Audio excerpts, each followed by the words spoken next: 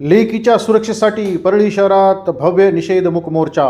नमस्कार, आपण पाहत आहात एक्सक्लुझिव्ह न्यूज 24। मी बालाजी जगतकर, न्यूज ब्युरोचे बीडीतून थेट लाईव्ह। परळी शहरात लेकीच्या सुरक्षेसाठी सुजाण नागरिक व महिलांनी वज्रमुठ एकत्र करत भव्य निषेध मूक मोर्चा काढला आहे।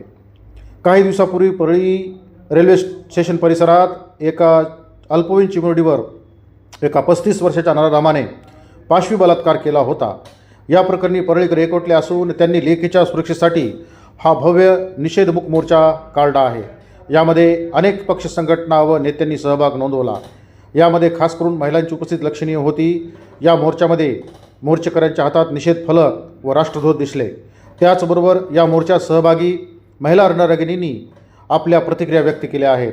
लेकीच्या सुरक्षेसाठी आपण सदैव तत्पर आहोत, परंतु लेकीच्या सुरक्षेसाठी पोलिसांनी देखील तसंच काम करावं अशी अपेक्षा मोर्चेकऱ्यांनी व्यक्त केली आहे।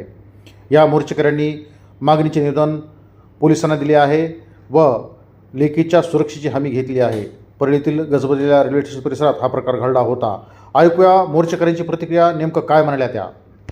रेल्वे स्टेशनवर एका चिमुरडीवर झालेला अत्याचार हा फार भयानक आणि भयावह आहे। माणुसकीला काळीमा फासणारी घटना आहे आणि याच्यामध्ये आरोपीचा खटला फास्ट ट्रॅक कोर्टामध्ये चालवून त्याला अत्यंत तातडीने हा खटला चालला पाहिजे आणि त्याला फाशी झाली पाहिजे अशी आमची सर्वांची मागणी आहे। आणि आम्ही ते पीडिता जी आहे तिलाही मदतीसाठी आम्ही सर्व परळीकर एकवटलेलो आहोत।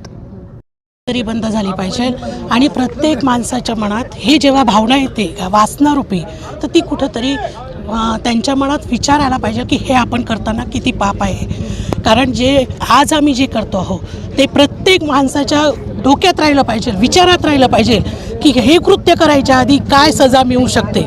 आज आम्ही शांत बसलो होतो, पण आता यापुढे शांत बसणार नाही, कारण ती चिमुकली मुलगी आहे, तिचा विचार झाला पाहिजे। आणि आम्ही सगळे आज मैदानात आलो म्हणजे आम्हाला त्याला सजा मिळणं हे आमच्यासमोर 1001% झालंच पाहिजे। म्हणून आम्ही हा मोर्चा मूकमोर्चा निषेधार्थी आम्ही इथे आज केला आहे आणि तो आम्हाला या सगळ्या परळीकरांनी आम्हाला सपोर्ट दिला आहे आणि आम्हाला कोणत्याही हालतीत तातडीत हा निर्णय आम्हाला हा निर्णय पाहिजे आहे आणि लवकरात लवकर हा फैसला झाला पाहिजे।